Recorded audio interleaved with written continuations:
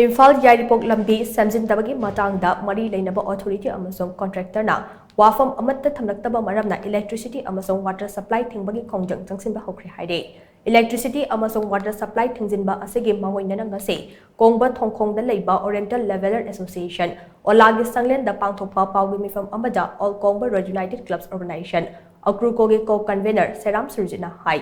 Pibam soklaba Imphal Yairipok lambi shemjindabinaba haukiba tang taraga mapangi ahing dongyai akrukona lambi Thingbagi Khongjang Changsinba haukibane Khongjang Changsinba numit marini suraba fawba lengaki mari leinaba department amasung contractor na positive oiba response amata pirakpa leitre masida maram oiraga kongba substation na electric piriba line sing amade ilbung water supply thingsilagane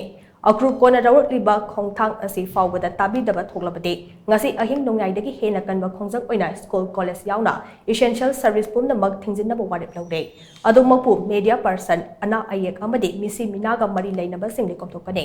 akrukona lawrakliba firep asiga iroinana hayeng ayupung taraga mathoi taba matamda mari leinaba department official contractor amade akrukogi unit sing oiriba club kuntaru amasung baira paibigi lof nimpuga manga ka loinana olagi sanglenda mifam ama pangthokane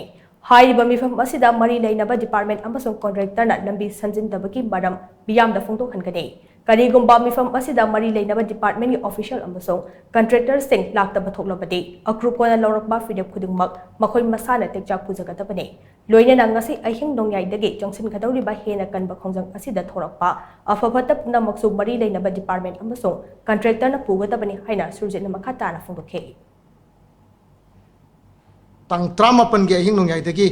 oi lambi thingba yauna kan ba khongjang kya sangchalakpa ngasiga numit mari ni sujalaba phawbada government ki amasung mari leinaba department contractor gi side tagi positive oiba response amata laktabadagi ngasi nungthin pung ama hek taba matam dagi akhoi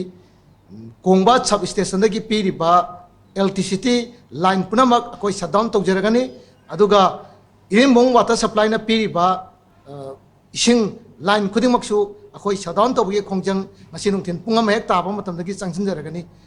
asi yongna akhoi na kan ma khongjang changchala phawda government amasung mari leinaba department aduga contractor gi side tagi wapham mama phau thamlaktagadi ngasi ahing nongyai dagi school college aduga chathok chasin tabe essential service punamak thingjalakanda akhoi na komthokadabasi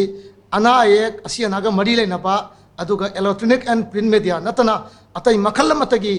kayumba hirama mataga mari leinaba gari chathok chasin tawba lambi sida pumthing thinglagane